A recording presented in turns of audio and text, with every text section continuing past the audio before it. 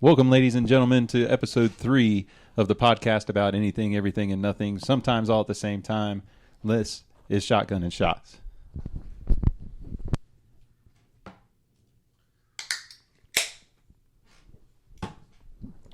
Welcome. Salute. I want to thank everybody for joining us.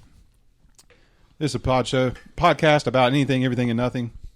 Basically, each one of us comes in with a topic. We all discuss the topic, just for anybody's enjoyment. Who wants to start this week? Well, I'll start because I have Okay. a topic ready. My topic this week was to talk about the retirement of David Letterman, and I want to just kind of discuss some of your favorite memories from Letterman from the past, all the years he's been doing it. Anything come to mind? Anything that you've that really stands out in your mind that you've seen on Letterman in his long history?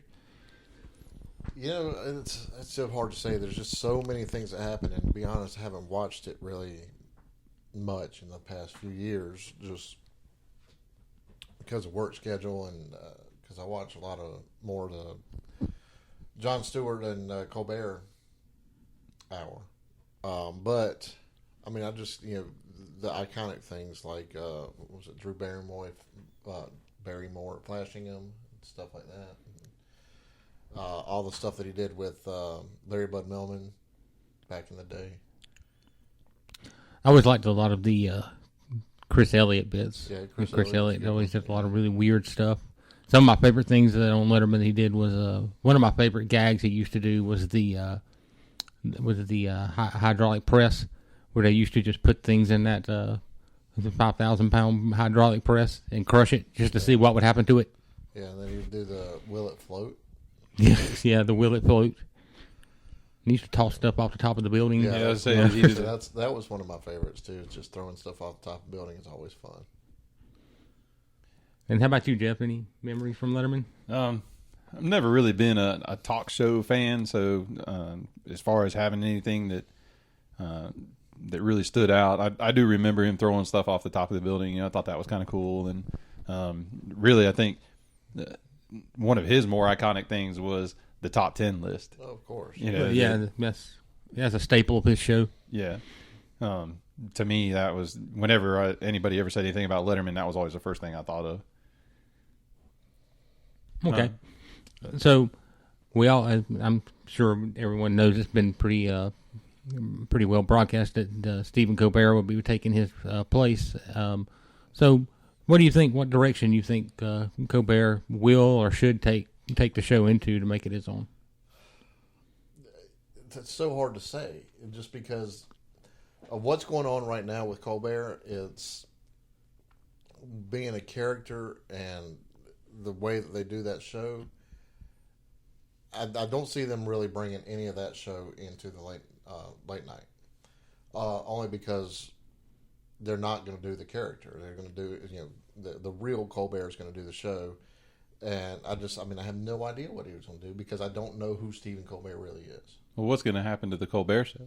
Well, it's gone. Yeah, it's just going to be shut down. I kind of wish that John Oliver hadn't already got his show. I think he'd be a good replacement for Colbert, but he's already got the HBO starting up this week. And who knows what they'll put on to replace the Colbert there. But I just want the idea of like what direction you think Colbert might take it in. And I mean, obviously you can't make I'm not asking you to predict the future here. Right. But just where you see maybe what he might do different from what the other late night shows do. Because all the other late night shows are pretty much the same. They have the same kind of format. Right. They run things the same way. And I think the format's going to be pretty close to what it is now, but I kind of feel like it's going to be more of a Jimmy Kimmel style than it will be any of the others. I think Colbert is more like Jimmy Kimmel than he is like Jimmy Fallon. I think. What if he's more like David Letterman? He could be. Yeah, if like you said, he plays the Colbert character on the Colbert Report. So, what if it all of a sudden they're like, okay, you're going to have this show where you get to interview people or do whatever, and he actually brings them in there and asks serious questions and has. I'm sure he will. I really think he will. I mean, on the show, on the show now, he has serious questions. He's real quick with a wit afterwards, but he does ask serious questions. So I do think he will be a good interviewer.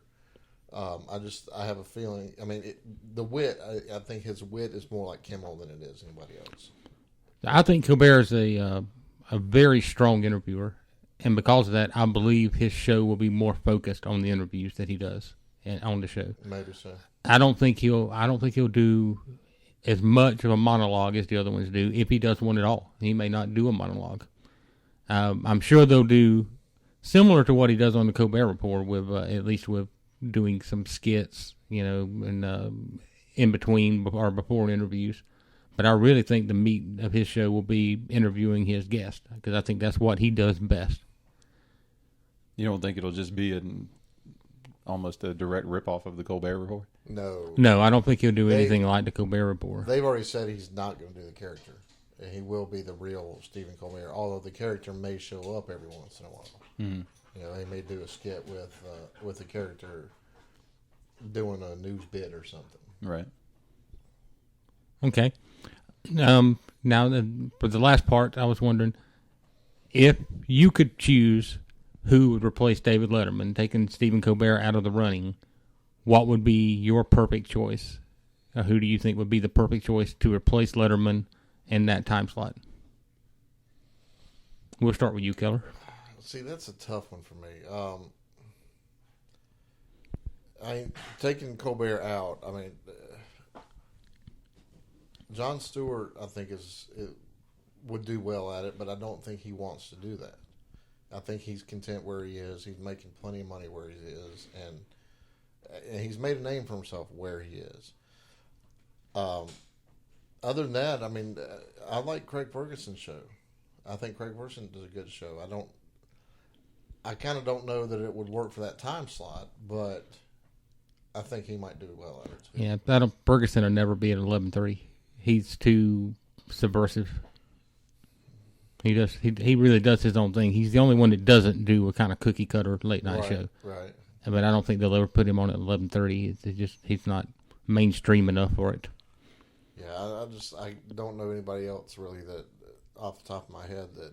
Okay, so your perfect pick outside of Colbert would be Stewart then. Probably, but then again, I like where Stewart's at too. I like his show. Well, we're not taking any of that into account. We're not taking into account what they're doing now, whether or not they'd be willing to do it, but just who you think would be perfect for it. If you could pick anyone outside of Colbert or the other people who are already hosting a late night show. Yeah, I think Stewart is kind of a cop out because, or maybe not a cop out, maybe a funneled guest. It's a little bit harsh, Jeff. Maybe more of a funneled type guest because that Colbert is the one that's being put in place. So if you sit there and you say, "Oh, you can't use Colbert, so who's next?"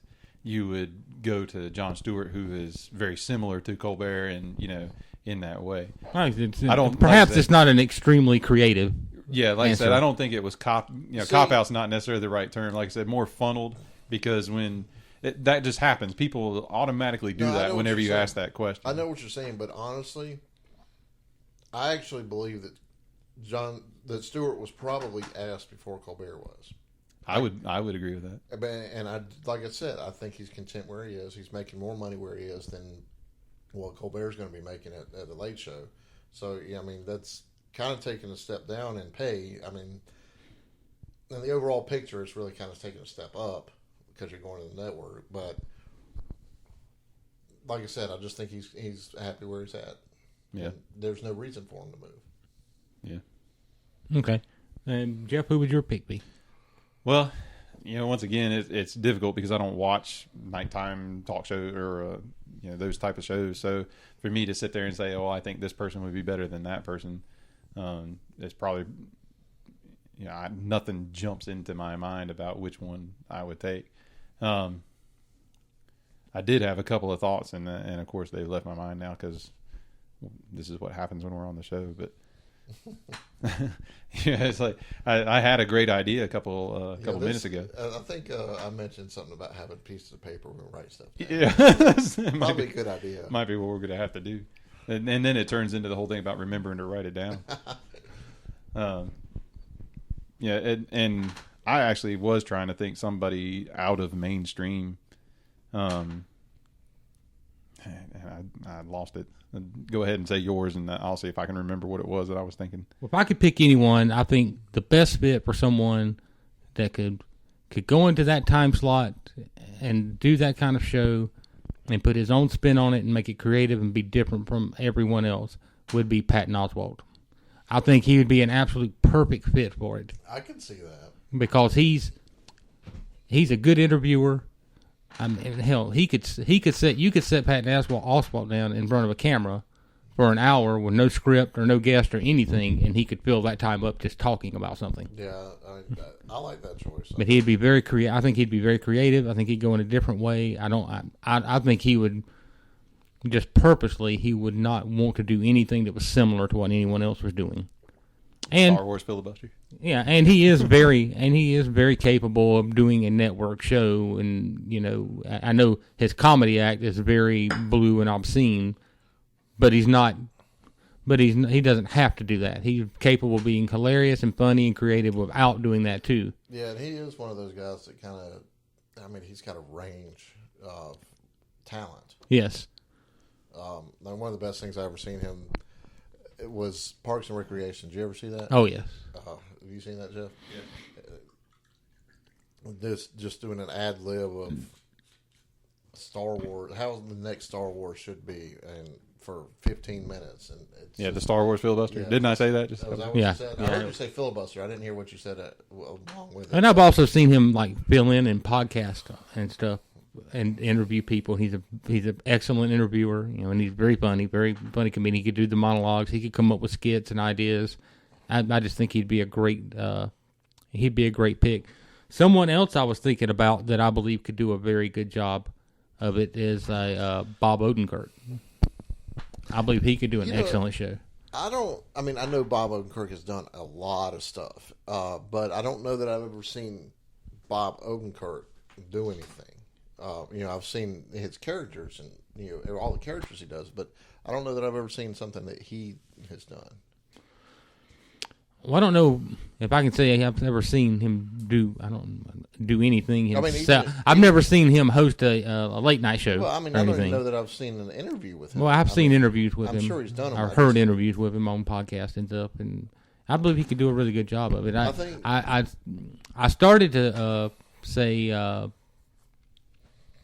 what was David Cross also, but I think David Cross is a little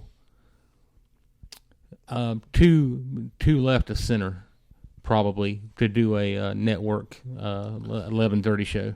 Yeah, I like David Cross, but I can't see him in that position. So I remembered who I had. Okay. The first one is, and I can't think of his name, but the guy that was with Jimmy Kimmel when they did their show together. Adam Carolla. Adam Carolla. Mm-hmm. I actually thought about that, but one of the reasons I didn't mention him is because I know there's no way he would do it, just because of Jimmy Kimmel. Yeah, it would be really weird to have Jimmy Kimmel doing this one and Adam Carolla doing this one. Yeah, I mean, and kind of like what you're saying, it's if you were to compare it to, the direction that the show has been going in such a long time, it's like, is Adam Carolla really the guy that can take that and continue down that path that they kind of have set? It's interesting you mention him though, because I do think Adam Carolla could handle it. I mean, he does a daily podcast now, and he did a daily morning radio show for several years before he got fired or they changed format or whatever it was they did. I think he could do it, and he could come up with the content because he was a writer on Kimmel for a while too. Mm-hmm. But like I said, I just don't think he would. Yeah, I'm not sure Carolla would be the right pick for a show like that. For one thing, he's very loud. Yeah. And for another thing, he has a real tendency, even in interviews, to go on long rants where his interviewee barely ever gets to say a word. The funny thing about that is right now he's on.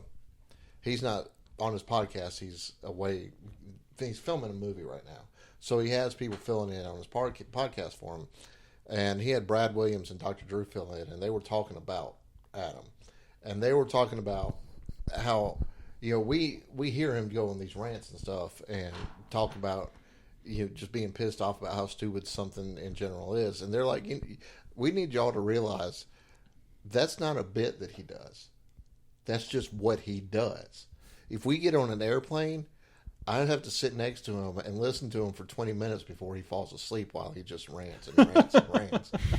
I mean, that's what he does. He just rants. I mean, if you're hanging out with him, be prepared for it. Yeah, see, and because of that, Corolla makes a fantastic guest to be interviewed. Because all you have to do is ask him one question and then just sit back and he'll fill as much time as you need him to fill on that one question. So this is not so great as an interview as the interviewer. So this just popped into my head because you were talking about rants. What about like Dennis Miller? Dennis Miller had his chance. Yeah, that's what I was saying. With late night shows. Yeah, he's had a late night show. See, his rants, they're so obscure that they're not funny. Right. I mean, really smart people will get it.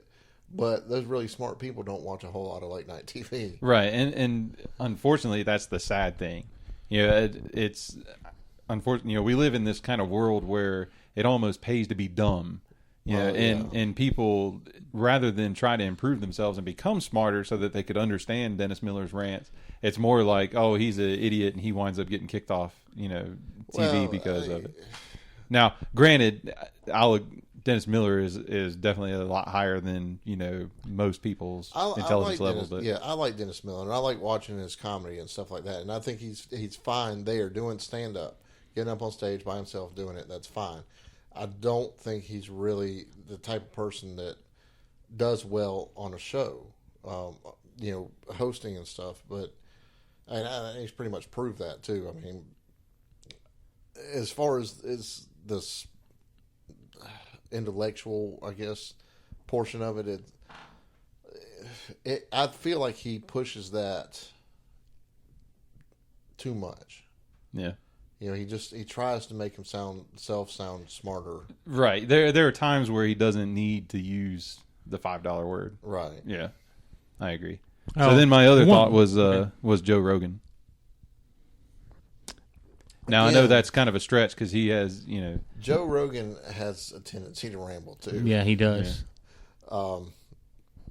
He might be able to do it, but, I mean, he can go out on a little rant himself. He's probably another one that probably wouldn't do it, though, given the opportunity. Because he's making all the money from UFC, and then he's got his own, podcast and everything else that he does. So, yeah.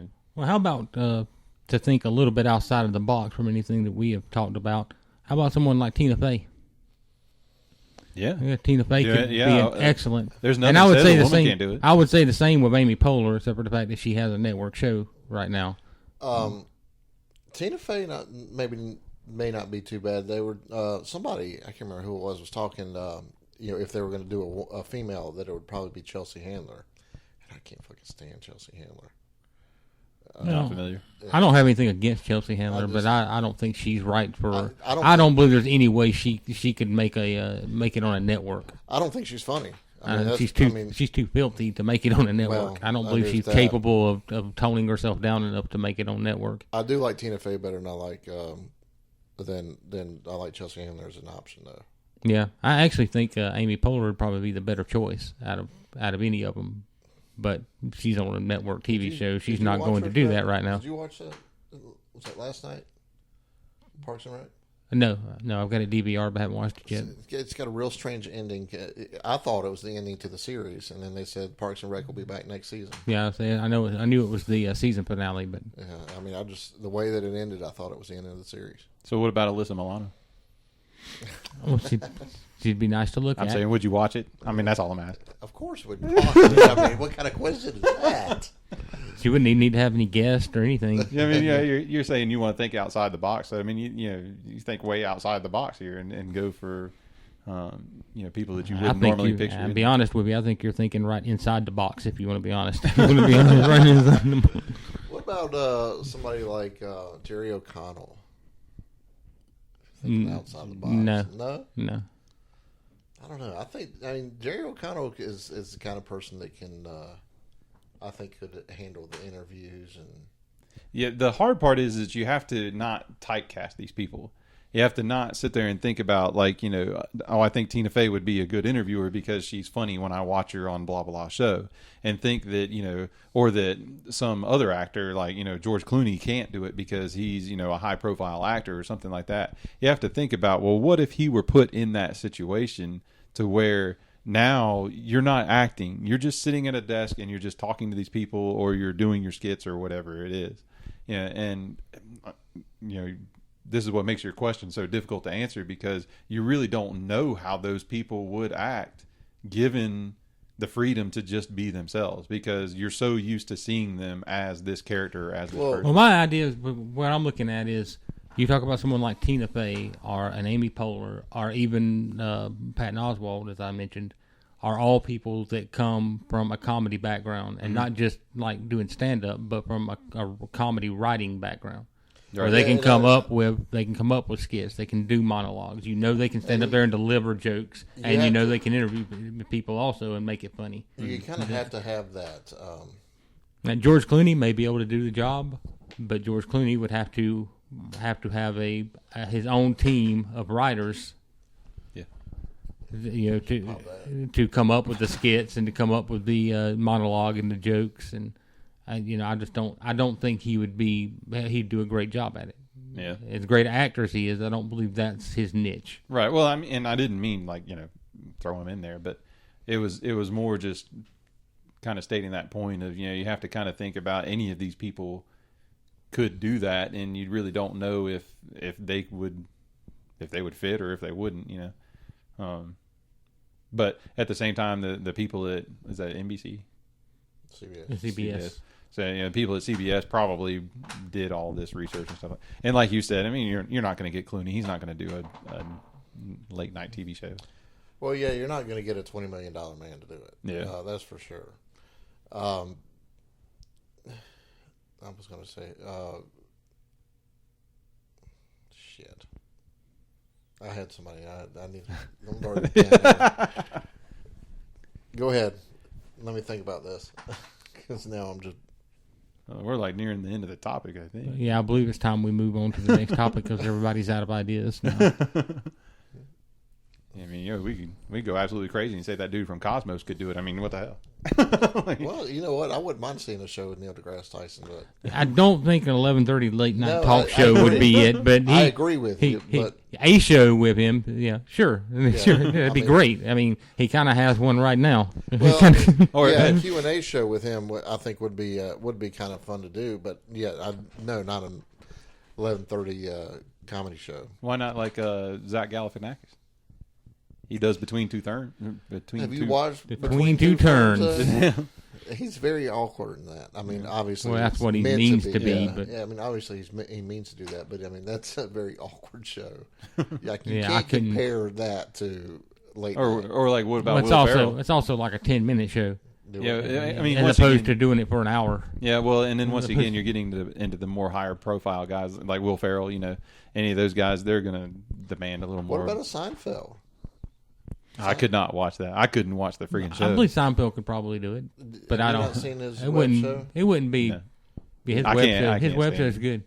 I like his web shows. You know what I'm talking about? Yeah, cars and comedians in cars getting coffee. Yeah, it's pretty good. He brings a new car and a new comic of some sort, and he picks him up in this vintage car, drives him to the coffee shop, and they just converse for a little while. It's a fun show. I mean, if you don't like Seinfeld, you're probably not going to like it. But, but I mean, he's been in everything from a Citron to a GTO Judge. I mean, it's a fun little show. Okay, got to check it out. Maybe, probably not. I hated his show, so I can't imagine watching anything else with him in it. But that's the sound of moving on to a new topic. So if you're keeping up with us at home, whenever we switch to a new topic, take you a shot, take you a shotgun, whatever your poison is. Go ahead, guys. Next. My topic is, since life imitates art. What if you do? Since life imitates art, and we have all these movies and stuff that you can reference, what movie do you think that life is headed toward? Idiocracy. Not specific. I'm not exactly. I mean, it's not. No, I mean, that was one of my examples. What's the question here? Are you saying that what movie that's currently exists? Yeah, you like think best depicts what the future of the world's going to be. Kind of, yeah. Okay. Didn't I say that? Yeah.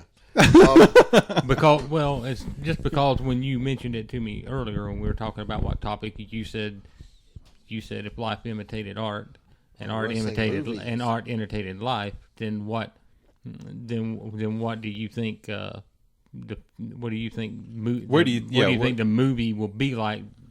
I see what you're saying. Yeah. Okay, so you thought, well, if basically, we made a movie, what do you think the future is going to be? Yeah, if we made a movie about the future, what would it be? What do you think it would be? Yeah. Man, I was thinking more like what current movie depicts where you think our future is headed. So like Idiocracy, that was one of my examples. Well, how far into the future are we talking? Anything, depends on what the movie is. Yeah. I mean, a lot of, you can pick, you say Star Trek. You think that everything's going to, work out fine and everybody's going to settle their differences and, we're going to explore the stars and all that stuff. Or, Idiocracy, where everybody's going to get high and turn stupid. You could even do Wall-E, where, we're going to have to get kicked off the planet and everybody turns fat because they're, being catered to. I don't really think that in 500 years this world's going to be Idiocracy, but I do think Idiocracy kind of has a point in the dumbing down of the world. Dumb people are having more kids and raising them dumb, where smarter people are only having one, maybe two kids, and raising them to be smart. There's going to be a lot more dumb people. Right. It's funny because, and I brought that one up because I think that's how they explained it. Was you had the dumb people having kids, and then it was legalization of marijuana led to this and that and the other, and they kind of explained a lot of things that are coming to pass right now. Yeah. So I mean, the legalization of marijuana, I don't think is. I mean, just like any other drug, basically, the way I feel about any drug, whether it be alcohol or marijuana or hard drugs. If you make it your lifestyle, that's when you start to have a problem.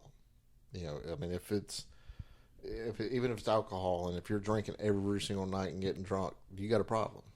If you're smoking every single day, all day long, yeah, you're going to have some problems. Right. But any of it, if you just do it on occasion, I don't care. I don't have a problem with you. Right. And I don't think that any of a legalization would lead to anything. Well, I'm sure all those people feel much better now knowing that you don't have a problem with Keller. So when Keller becomes president, everybody knows that. You know what I mean by that. Right. Yeah. So what do you think? So Keller goes with Idiocracy, the dumbing down of our world. We can go with This Is the End, maybe? Apocalypse, something like that. I'm just kidding. My honest answer would be really something like 28 Days Later. Oh, you think it's going to be a zombie movie? No, that's not zombie. That's not a zombie, but I do believe see some kind of pandemic. Yeah, that's what I see. That's where I see it heading towards.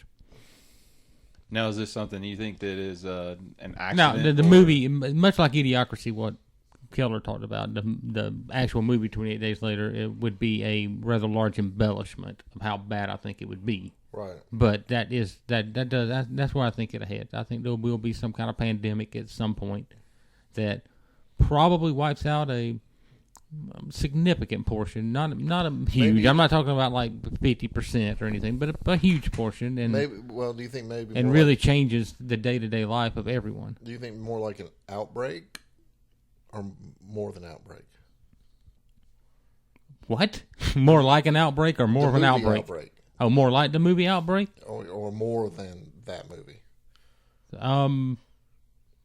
Well, maybe I don't know. It's been a long time since I've seen Outbreak, so I'm not. I think Outbreak. I mean, more towards Contagion. Actually, probably it would be closer. Yeah, Contagion. I can see. Yeah, that's a lot more realistic, actually. Yeah, it's a very realistic look at it, and probably would have been a better answer from the beginning for me. So, well, we'll get there. We understand what you were talking about, though.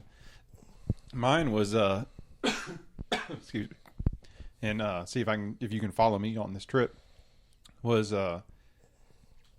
I've seen some stuff in the news where they were talking about, we're putting new satellites up to try and track what's going on in the sky. We've had several near misses of asteroids and stuff like that are coming in.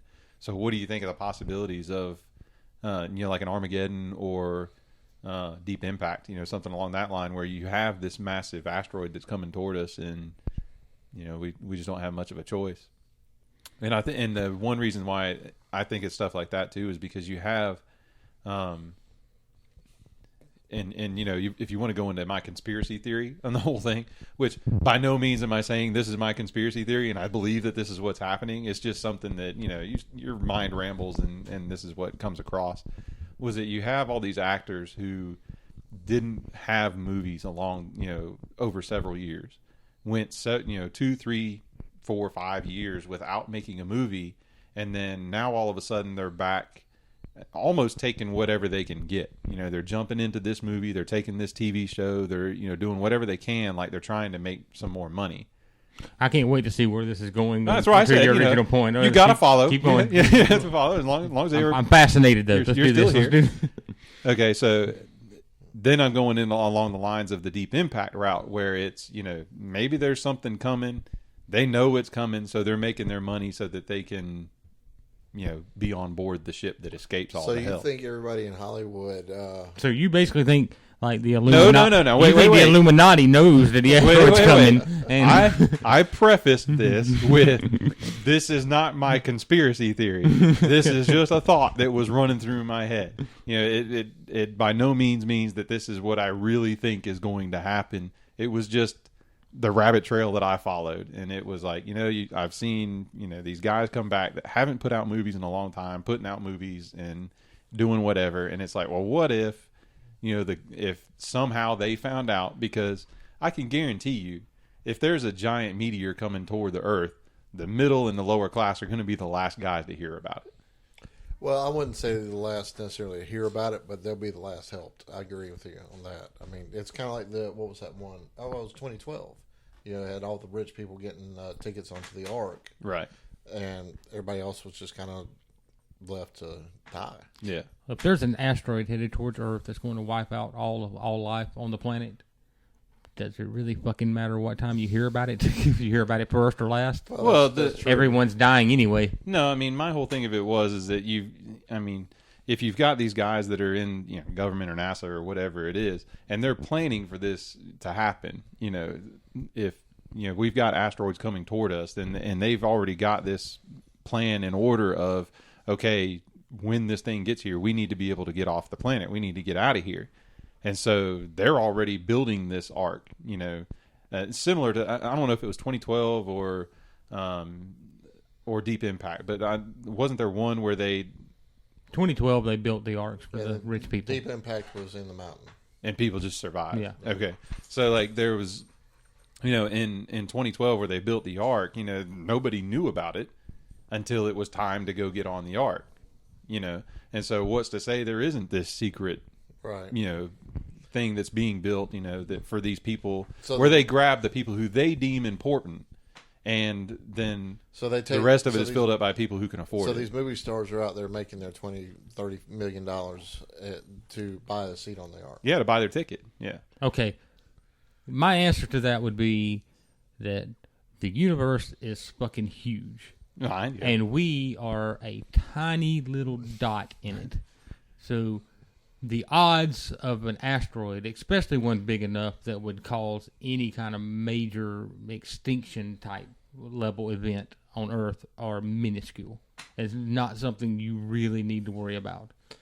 I agree with that, but I mean, it's just kind of the thought of it. I mean, yes, the odds are astronomical, but you got a 1 in 17 million or billion chance of winning the lottery. Well, somebody wins that lottery every single time. Well, I'm saying that the odds of this are much, much higher than that. I understand that. But but what I'm saying is somebody wins that lottery every single time. It may take 100 times as long, but eventually that lottery number is going to hit. Well, my whole thing of it is that it's happened before. Right. So what's to say that it can't happen again? That actually kind of adds to that number. I mean, because it's happened once already, the chances of it happening again just means it's going to be, a little bit longer. Does it though? Well, that's the whole thing. I mean, you're talking about space where there's millions of things flying around all over the place, and to sit there and say like, okay, well, because we got hit 50 billion years ago, our odds are cut in half or whatever, or tripled, that we're going to get hit. Well, what if we just happen to be in the area where everything occurs? Now, and like I said, the only reason why this even popped up was, I don't know if you saw it or not, but on the news here recently, they were talking about how they want to get permission to launch this like high-powered, I don't call it microscope, but basically system that would float around and actually look for, potentially dangerous asteroids coming toward Earth. And they wanted to have this system set up that could see further out into the universe so that they could detect these things ahead of time and figure out how to stop them. So that's why that's what kind of triggered the whole thing was, okay, so you started off, you were, we're just fine. Nobody's really saying anything about it. Then all of a sudden we've moved into, okay, we need to put this thing up here. We had a near miss, or call it a near miss in the grand scheme of things. And then you have this thing of, okay, now we want to put something up there to look around the sky to make sure that a big one doesn't come toward us. And it's kind of like, is this all something that is, a plan that needs to be put in motion because they expect this to happen? Or is it something that's being put in motion just because of recent events? Well, I have to interject here on one thing, with the idea that we know it's happened before, because we don't. The idea that an asteroid has hit the Earth and at an extinction level event is just a theory. It's a theory of what wiped out the dinosaurs. It's not a proven fact. The largest asteroid that they scientifically know proven that has ever hit the Earth is in Arizona. It's the crater they have in Arizona that happened, I think, in the 1700s, I believe, might be the 1800s. That's the largest proof they have of it. There's also other theories of why the dinosaur. That's the most accepted theory, but there's no actual proof that that's what happened. So, I mean, and it may have been, it could have been. Yeah, hell, I always said, what's to say that the dinosaurs didn't develop nuclear weapons, have a nuclear war, and wipe themselves out? You've got nothing else proves that it didn't or didn't happen. All the materials that you need to do that are here. The T-Rex could not hit the button. He didn't have to be a general or whatever. Well, I'll tell you, one honest theory of what wiped out the dinosaurs besides an asteroid was the honeybees.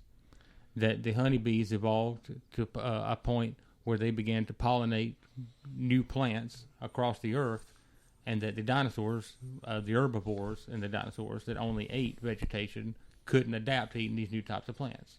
So they died out, which left nothing for the carnivores to eat, no meat for the carnivores to eat, and that's what caused them to die out. That's just another theory that's out there of what it could be. Yeah. So kill all the honeybees you see. No. See, now they kill all the honeybees, which is already happening. That's another issue. Is the death of the honeybees. You don't want that to happen. And that has absolutely nothing to do with the topic that we're talking about. So let's move on. Well, it's kind of one of those. It was just one of those questions that I thought of because you see this stuff and it's kind of like, okay, could it be an asteroid hits the Earth? Could it be that some chemical weapon or virus or whatever is created that starts wiping out humanity? Or could it be that we actually really do just turn into a bunch of morons that basically destroy our own planet? And you can sit here and look at all the things that are happening, now and recent events, and sit there and say any one of those three things could happen. I agree. Any one of those could happen. I kind of feel though, the morons taking over, or not necessarily taking over, but the morons being the problem. But it's not the morons as in the stupid ones that can't read morons. It's just the power hungry morons that like the Osama bin Ladens and Saddam Husseins and stuff like that. They're kind of going to be the end of the world. There's just going to be a couple of them that get into some nuclear fight, and so it's just going to expand and expand and expand until. So now you're into nuclear war. You think there's going to be which again is not an impossibility, because there are countries out there that didn't have nuclear power that now do. I say nuclear, but it doesn't necessarily have to be nuclear. It just war in general. There are not that many countries that have a nuclear arsenal, a big enough nuclear arsenal to cause a nuclear winter and wipe out existence on Earth. I'm not thinking nuclear winter. That's not my thought. It's more of even if Iran, which Iran doesn't have nuclear capability at the moment, but even if they did, they wouldn't have enough to cause a major change in the entire population of the Earth. They could do damage, no doubt. No, and I don't expect them to do it alone. No. They're going to shoot at somebody. Somebody's going to shoot back at them, but that's still not going to be enough. Then somebody else is going to get involved, and then somebody else is going to help try and maybe. That's my thought on the whole thing. It's going to be a big it's domino a possibility. effect. It's a possibility if a country like Israel and India got into a nuclear. Like India has a massive nuclear facility and a lot of warheads, and if they launched all of theirs, then that could be trouble. Yeah, I think it's going to be more of a domino effect more than anything. It's just it's going to start and then just kind of spiral around until everybody's involved. But I really don't think that'll happen. I really don't think there's anybody that's crazy enough to want to wipe out. For everything else they say, these crazy dictators and the insane, like North Korea's government and all, if anything else, they believe in self-preservation. They don't want to die. And they know firing a nuclear weapon, that guarantees that they're going to get wiped out too. Unfortunately, it only takes that one guy to sit there and go, the hell with it, and hit the button. Yeah. Right. That's kind of my thought on it. Is some idiot, some moron is going to hit that button. Yeah. And then another moron like, what's his name, up in North Korea, Kim Jong-un, he's going to say, well, if he's going to do it, I'm going to do it too. And he's going to hit the button, and it's just going to start that chain of events. Yeah, you wind up into a World War III type of issue. Right. The only thing I can say with the World War III thing is that, of course, we've survived two. But it may be World War 33 when it happens too. Yeah. Yeah, I'm not saying that it's going to happen anytime in the next 30 years even. I don't think anything we're talking about here is going to happen in our lifetime. Exactly. I don't believe any of us will be here when it happens. No. Speak for yourselves. You might be dead tomorrow. Yeah, you never know. Hell, you might piss one of us off and you might die right here on camera. As long as it gets us 1 million hits. Hang on a second. Gets you all 1 million hits. All right, so we're on to the next topic. I believe Keller is Keller's the next man up. The last topic. And he's going to take his shot before he calls it out, too. Yeah. Nothing wrong with that. I need to for this one because this one I'm gonna get hurt a little bit on this one. Kind of coming off of yours a little bit too. Is I want to talk about stupidity. What is one of the dumbest things that you feel you've ever done or caused? Caused? Or done. I remember when I caused that nuclear war. That was bad. It was really bad. Jeez, I didn't find that asteroid when it was on the way here. And then I released that virus. Yeah. And then glad we had those guys from Stars to help us out. From Stars. Well, that's a Resident Evil reference. You wouldn't get it. Let me tell you a little bit of a story about 2 weeks ago today. Oh, it's story time. So I drive to these vacant houses. I get out. I inspect these houses. That's my job. I do it on a regular basis. Yep. So I come up to this one house. It's got a circular driveway in the front of it, and I pull up, and so I'm kind of sideways to the house. My driver's door is facing the house. I get out of the car, take a picture, and I'll start walking around and do my inspection when I hear this noise. It's just like a crunching noise. I'm like, what the hell is that? And I peek around the side of the house, and my car's not there. So I'll step around, and then I look, and I see my car rolling back down the hill. Bounces off a tree, turns, makes it like a 90-degree turn, and then backs up into this other tree. Now, here's the best part: is it this tree where it stops, backs up against? There's a briar patch right about the size of my car that it backs right up into. Yep. So to get into it, I have to climb through this briar patch. And then I can't get out. No traction. Just sit there and spin the tires. So I have to call somebody, pull me out of this briar patch. And I get to total my car. Nice. So, I mean, it's just one of those things. I mean, I swear to God, I put that fucker in park, and it just... I can laugh at this story because I have a similar one. Just back when I was in high school, just started driving. It was my very first car. Went over to visit a girlfriend at the time and pulled up into the driveway. It was late night, and parked the car, and she had a driveway that was on a slope. And I got out and I walked around to the front door, and I maybe made it about halfway between the driveway and the front door. And I hear this like crashing noise, of like a limb falling down out of some trees. And across the road from where she lived was a wooded area, and there was a house kind of off the side, and with cars and stuff in the driveway. So I hear this like cracking and crashing noise, and then there's this loud, bang. And I turned around and looked, straight at that guy's house. And it's late night, so it's dark. And I thought, holy cow, a limb just broke off of one of those things and landed on that dude's car. And I was like, he is going to be pissed. And then I walked in the house. Oh, shit. So, because I was supposed to be meeting this girl. So, we sat down and we watched, a movie or whatever it was. And she ended up falling asleep.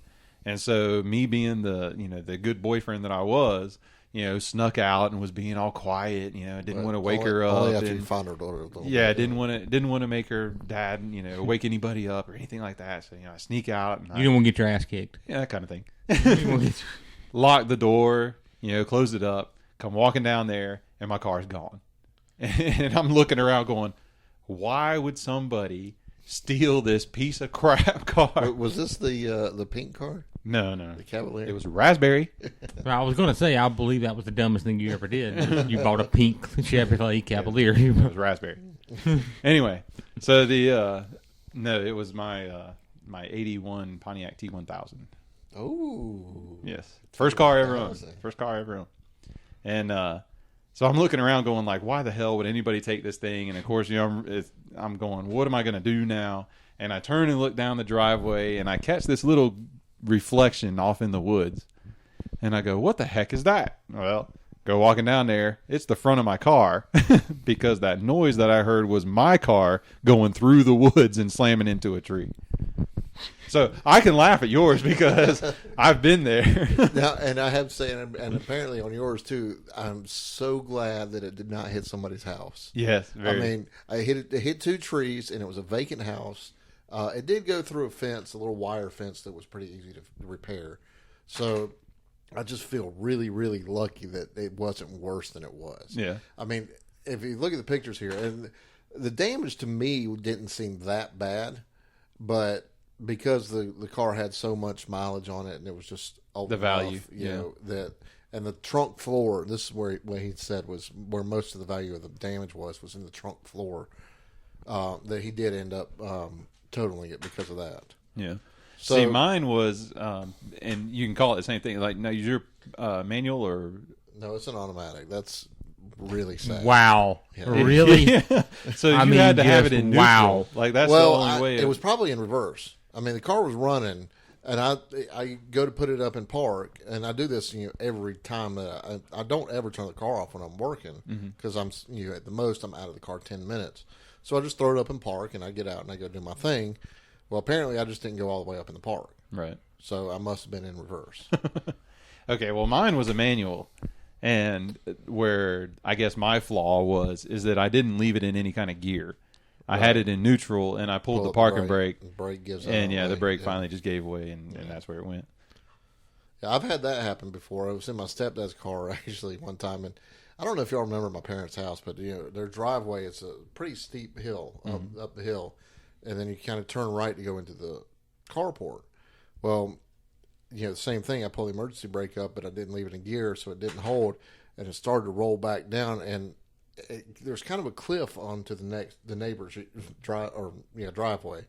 Well, it kind of hung on that cliff right there, and luckily enough, we were able to strap another car to it and pull it, back up.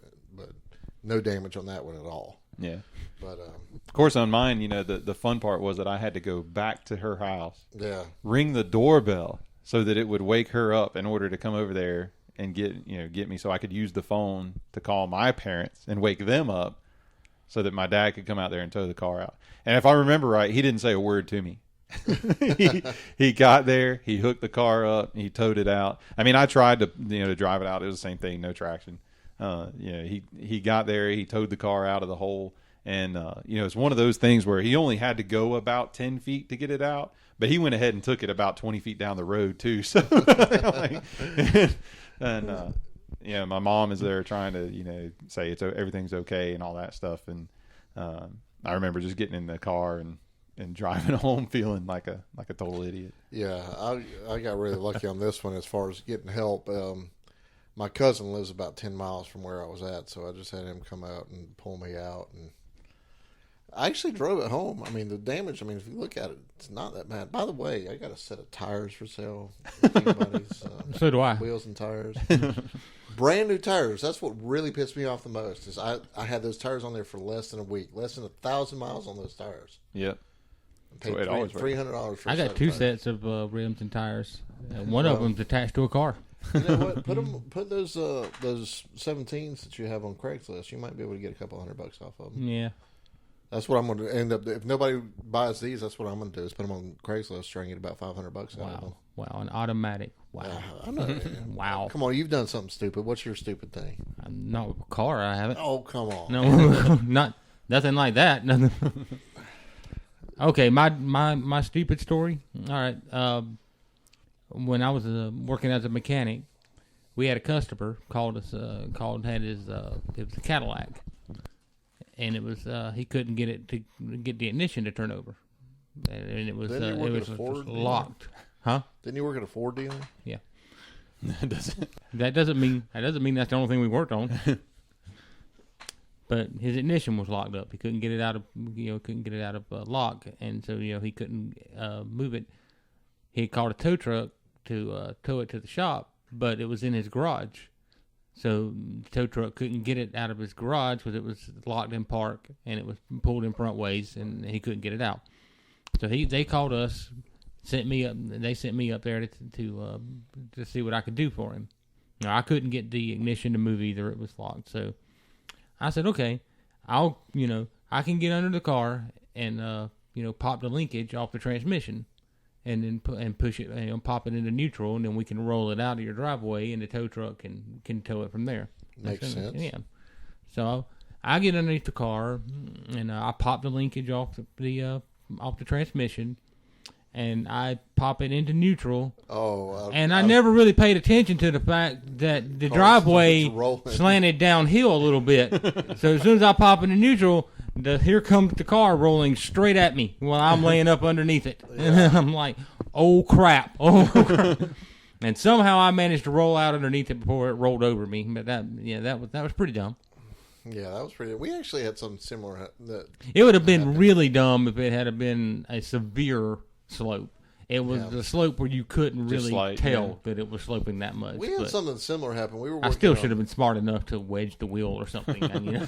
David had a 64 Impala that we were working on, and I had it up on ramps and disconnected transmission. Now it's on ramps. The ramps have cups for the wheels to sit in. We didn't think it was going anywhere. He disconnects the transmission, and the fucker starts to roll down the ramp. And the way it worked out actually was he was kind of sideways when he was under there, and he it hits it, and when it starts to roll, it rolls him along with it, so it turns him sideways.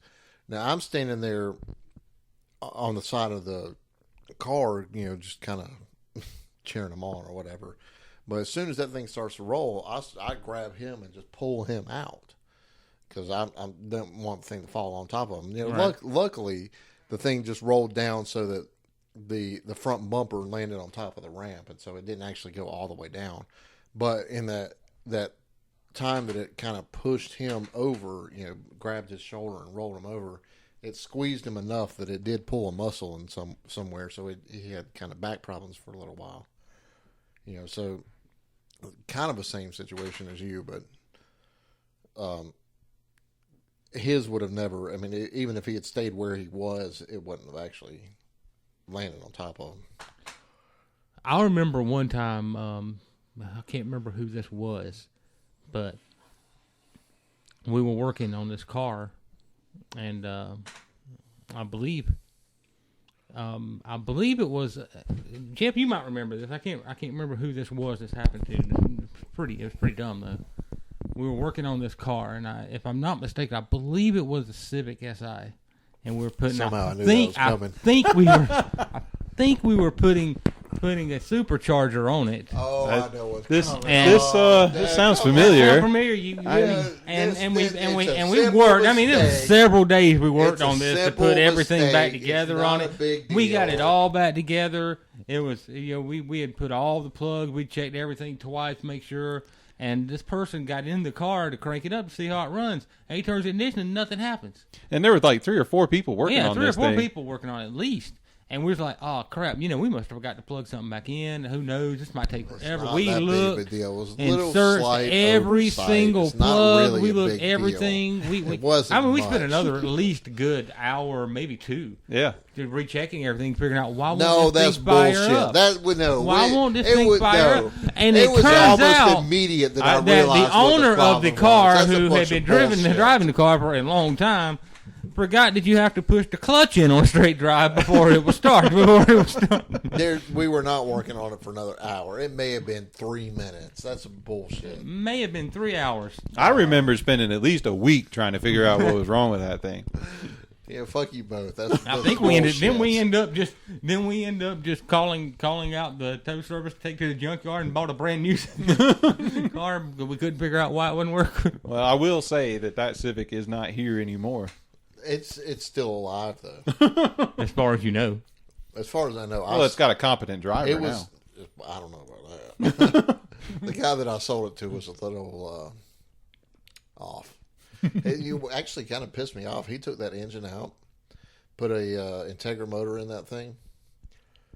I mean, granted, the bottom end on that thing was a little messed up, but the top end was perfect. I mean, Well, that's kind of what the end thing is to do, though, right? Is to swap the Integra motor into it. not for an SI though. I never could. well, No, that's- I never could convince you to, at the very least, pull the oil pan off of it and check the bearings. At the time, no, you couldn't because I was living at my parents' house.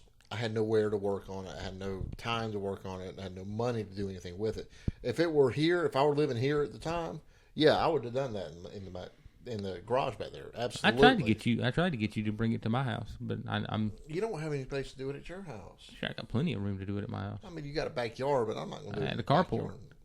I'm not gonna take And at the time, house. we didn't have the ramp and all there. There's plenty of room there to do it because I I pulled the head on my It car in that just- carport twice.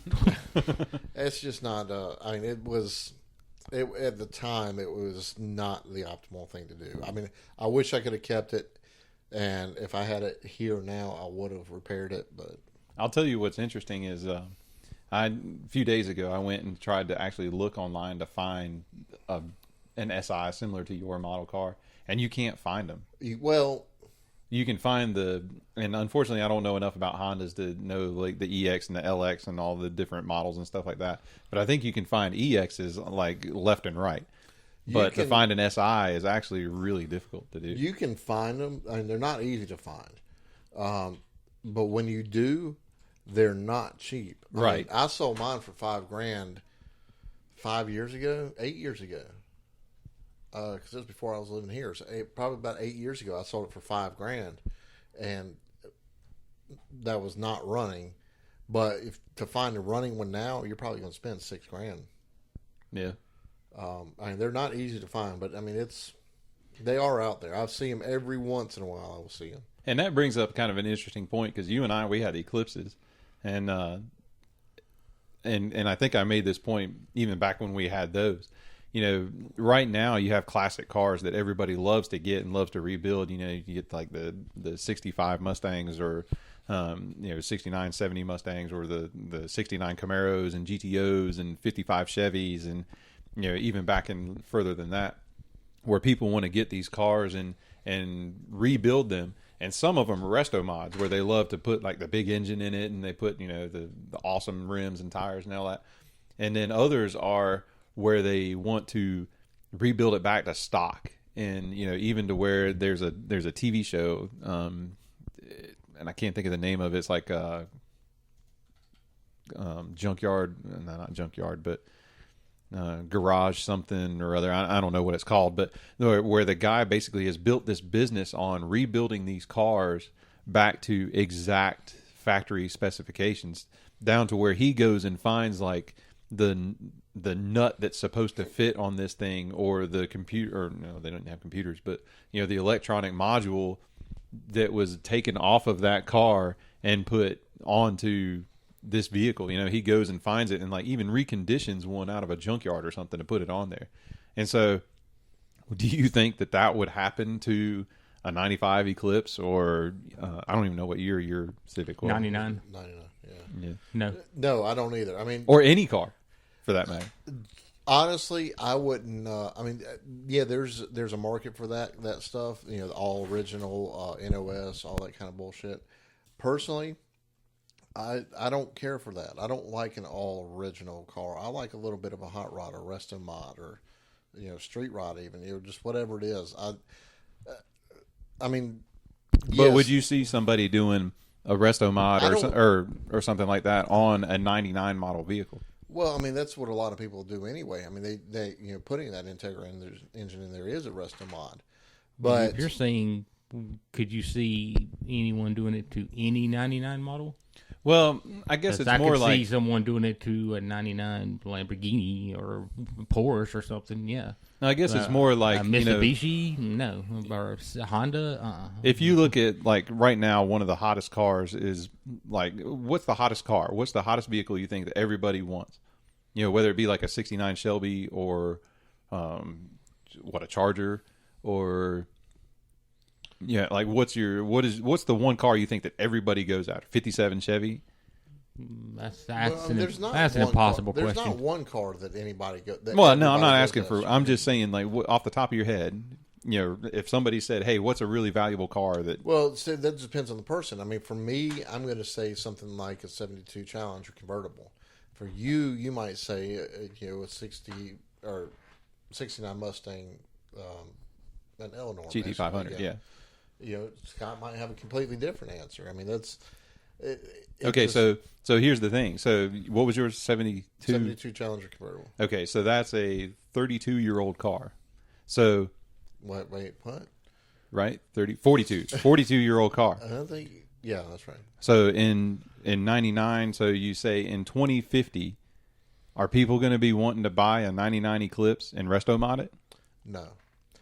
And as far as what you're getting at is what cars today are going to be classics down the road, right? And it's hard to say. I mean, yeah, I do believe that there will be some, but I don't know what they are. I mean, you know, Miatas have always been talked about as being you know, modern classics, and that's a very good possibility. The Vipers the same way. You know, the Camaros and the Challengers and Mustangs and all that kind of stuff. You know, it's a possibility, but I think in those it's going to be more of the. There'll always be something. Yeah, I think in those it's going to be more of. And there's always going to be some people. The higher model, higher trim levels. You know, the SRTs. And there's always going to be some people that want to, you know, even if it's a small minority that long after a car. I mean, people like Jeff and his dad used to refurbish Pieros. A lot of people care nothing about that. Yeah, There's always going to be some people. That, More out of necessity, but well, maybe, but it's just a point. Yeah, will somebody ever But do even that like to a that 99 SI? Yeah, probably somebody will. That some in 2050. We knew a guy that like to picks up Carmen Gias. yeah. Well, even that, like even the Fiero. To me, the Fiero is a perfect example. That car was only built 4 years. So why in 44 years would you not sit there and consider that car to be a rare classic? Right. And I'm sure there'll be plenty of people that do. The Fiero Club. And that's what I was saying. Yes, in 50 years, somebody probably will be restoring a 99 SI. Just not a whole lot of people. There's going to be a lot of people that are doing, 69 model cars, any 69 model car, but there's not going to be a whole lot of people doing any 99 model car. There's always going to be people restoring muscle cars. Yeah. There's probably not going to be a whole lot of people restoring sport compacts. Well, even I think a lot of it kind of has to do with the styling, and how few were made back then. Where in '99 you had millions of Civics that are made, so they're not really all that special. But is that kind of a closed door way of thinking of it, though? Because I mean, back when my dad had his '55 Chevy, he probably never would have expected the '55 Chevy to be such a sought after vehicle. And the '55 was one of the more produced vehicles too. Which is why he sold it for near to nothing, and all these guys did that. And another possibility is clones. People made clones of the higher trim levels. Why not take a '99 Civic EX and turn it into an SI? Mm-hmm. I it could be possible. The kids that are going, 30 years from now, the kids that are, 10 years old now are impressioned by the Fast and the Furious movie where they see an Eclipse driving down the road and they go, man, I would love to have one of those. And when they finally hit their mid-30s or 40s where they can afford to buy one, they go, yeah, I'd love to buy one and fix it up. I hate that kid for making it look like a Fast and Furious car. There may be there may be some truth to that, but I don't think it'll be into like I said. I don't think it'll be Mitsubishis and Hondas. I think it'll be the higher performance end of those cars. You think they're going to stick with the Mustangs and Corvettes? Well, no, maybe like WRXs or Evos. Yeah, I could see that. Or Supras. Well, you're going to look at the higher end performance of it. NSXs. Toyota's missing so much with the opportunity on the Supra. I really believe, that Lexus that they made, the LFA or whatever the hell it's called. Yeah. Call it a fucking Supra. Yeah. And then sell it for $90,000. Well, aren't they doing a new Supra? I could have sworn I saw there's some rumors about. concept. There's been rumors about Supras for years. I don't know if they are or not. I've heard rumors of that, yes, but I don't know. It's almost one of those like, dude, I would love to go get that LFA and then friggin' swap them out for Toyota badges and call it a Supra and just let it go. Okay, we're nearing the end of the show, and I want to introduce one last topic if we can. All right, so everybody. Oh, I'm even going hardcore on this one. Yes, so. you are, aren't you? Last one. You gonna shotgun that? Closest as I can, anyway, out of this little beer stub. Oh, you're pushing me. You're pushing me. I wouldn't put it past you. You have funneled liquor. Maybe that was my stupidest thing. Okay, my last topic to bring up. If you could only go see one more concert for the rest of your life, it's the last concert you could ever go see, who would you go see? Can I choose and a this festival? And this is only, it's not a festival. It would be one band or performer, and it would only be someone that is still around, not like you couldn't say the Beatles. Right. Or something. Someone that is still around and performing today, or at least alive today. It's interesting you ask that question because you know my answer. Alice in Chains. Exactly. I mean, I love Alice in Chains, and I've only seen them in concert twice. Well, one was at House of Blues. One was at the Carolina Rebellion. If you want to go next week, where are they next week? Well, first, Cherokee. I thought, but you're busy, aren't you? Yes. First off, So I how wouldn't bad pick. do you really want to see him? First off, I wouldn't pick anyone I've already seen. You consider See, I this kinda the feel last like that. concert you're ever going to see. This is it. So take a chance on seeing someone you haven't already seen in concert. Yeah, well, for me though, it's kind of like I don't frequent concerts enough to sit there and say that oh, this is what I'm missing. I guess if you were to argue and sit there and say like, no, you want to go see somebody you haven't seen, then my next guess would be like Godsmack. Well, no, I'm not saying. I think Godsmack. I'm not saying that you have to pick someone you haven't seen. I'm just saying personally. Right, I know. I would want to pick someone I haven't seen. Yeah, I'm just saying that if you because by all you means, presented go that, see Alice in Chains again if you want to. Yeah. That would be fine. But because you presented it in that manner, then you'd say Godsmack. I would say Godsmack. Yeah, so I think that's a good choice. That would be a very entertaining group to go see. Yeah, Godsmack is a good choice. I would enjoy that show. I have to say, my overall choice by far would be, the possibility of a Led Zeppelin reunion again. But knowing that's not going to happen, probably. Well, you see, and again, this would be a reunion too. Would be Rage Against the Machine. I'd love to see that show, but I know that's probably not going to happen either. So after that, somebody I haven't seen yet. I'm trying to think who I did see up at Rebellion. I was going to say Rush. I mean, that's somebody that we have seen. Yeah. Well, one thing, like I said, it doesn't have to be someone you haven't seen. I know, but I agree with you in that if it's going to be my last opportunity, I kind of probably want it to be somebody that I haven't seen.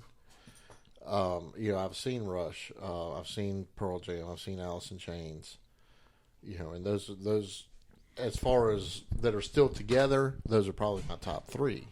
Yeah, that's the reason I say that because I've seen Alice in Chains. If I had never seen Alice in Chains, no doubt that's the one I'd want.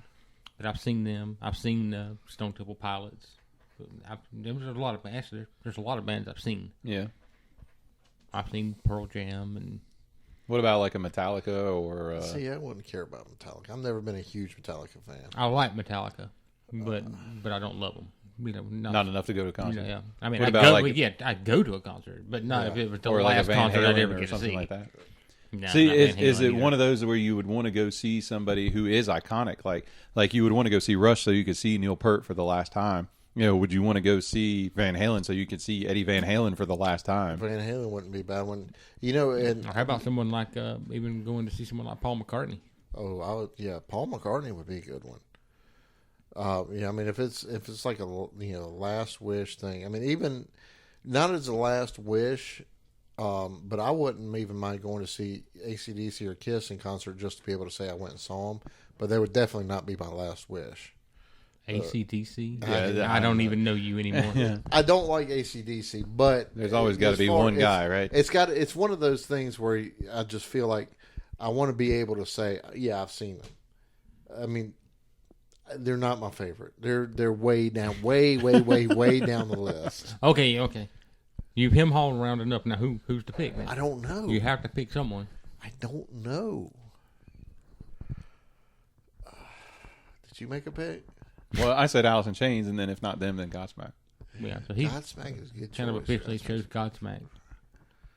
There's no rule that says you can't choose the same thing Jeff chose. If you want to choose Godsmack, I like Godsmack because of their whole drum solo thing that they do. Mm-hmm. That's one of the reasons I would really like to see them. Do I get to pick the supporting act? Could it be like No, we're not going to get that complicated. See, just one band, band or performer. I like the choice of Godsmack, but I might go with like something like Evanescence. Okay, interesting choice. Yeah, or Hellstorm. I've seen Hellstorm. They were good. Yeah, and it wasn't it wasn't primarily their concert, and I think if it were primarily their concert, it probably would have been a better show. That was one of the things about that show that we went to, the Carolina Rebellion. I was really kind of disappointed in all the bands in that sense that because they are on a time limit. They had like 45 minutes. They can't just sit there and jam. They got to get their songs in, get out, and let the next band on. Yeah. Even Alice in Chains, which they were the last band, I wish they would have just kept going. Yeah. But they were on a time schedule. Now, Papa Roach, I've never been a huge Papa Roach fan, but they blew me away. It really was surprising. Yeah. I've seen Papa Roach. They're very good in concert. They very were good. they blew me away live. I mean, I've never been a huge fan of them, but they were great live. Yeah. But and then the group that everybody was like going heads over heels for, Deftones. Yeah, I didn't get it. Surprisingly, yeah, I've only heard like one or two of their songs, and I liked them. You know, I liked what I heard on the radio, but I don't get them. Yeah, in the concert, it was almost sitting there staring at it like, what is the draw? Like, why did everybody? There's so much distortion that you can't hear the lyrics. You can't understand the lyrics. The lyrics almost feel like they're twice as slow as the music. I mean, to me, it's just, it doesn't fit. Yeah. But, yeah, I don't know. I'm not a California stoner, so. So what's yours? I would pick probably Avenged Sevenfold. I like Avenged I just Sevenfold. want, I would just want to see them live. They're going to be at Carolina Bell. I know. You know, I can't go to anything like that. But, yeah, just to see them perform those songs live would just be incredible, I think. I've heard they put on a good show. Yeah, I have too. Yeah, I mean, I wouldn't mind seeing that show myself. I mean, them and Five Finger Death Punch too. I wouldn't mind seeing Seether also. Yeah, Seether would be good. I wouldn't mind seeing Disturbed, but I don't think they're going to get back together. Nah, I doubt it. They were really, really good for that short period of time they were together. Yeah, I think they had a couple of pretty good hits, but I never really fell into their. A bunch of really good hits. I never really fell into their. I never really found. I had their first CD, and it was mainly because it was given to me. And other than that, I never really was one of those that was like, oh, I want to go out and get all their music.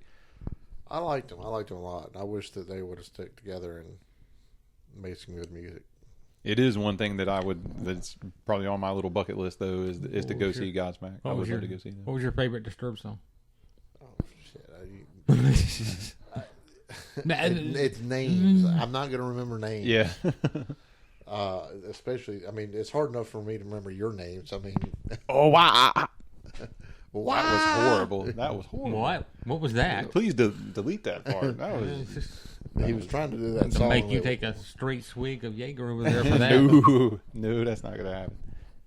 Thank goodness all the cinnamon stuff is gone. I think that's probably a pretty good place to wrap this up. All right, I'm good. Okay. Another week, another show. Thank you guys for joining up with us again. We try to do this every 2 weeks. It doesn't always work out 3. that way. Yeah. and leave it in the comments. Who would your concert be if you could only go to one more concert? Well, who would you like to see? Or if you have any topics that you'd like to see us discuss, feel free to leave that in there. You can also send it to our email at shotgunanshots at gmail.com. It's spell out and, correct? Yes. Okay. No spaces or anything like that. If you have any questions or comments, leave them in the comments section. Email us. Feel free to say anything you got to say. Until next time, I'm Jeff. See you when I see you. He's Scott. And I'm Keller. Have a good night. Oh, you got. You think of your band? You were not recording. No, I was recording. You just deleted it? I hit cancel. Nice. You've got to be kidding me. Another show, not in the books. You have got to be fucking kidding me. They don't ask, are you sure you want to cancel after an hour and 20 minutes? Are you fucking kidding me? Oh my God. It's a good thing we don't do this for money.